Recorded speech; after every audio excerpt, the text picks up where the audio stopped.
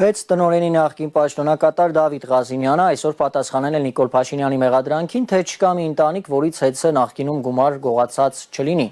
Մառազմ է այս մեղադրանքը Ղազինյանի համոզմամբ։ Փաշինյանն էլ էր ըստ էության կրկնել հետժամանակավոր կառավարիչ Ռոմանոս Պետրոսյանի միտքը, թե անցած տարի ամանորի գիշերը ավելի շատ բաժանորդներ են հոսանքազրկված եղել, քան այս տարի, բայց այս տարի իբրև հետ նախկին կառավարիչները բողոք են գեներացրել ընդդեմ Ռոմանոս Պետրոսյանի։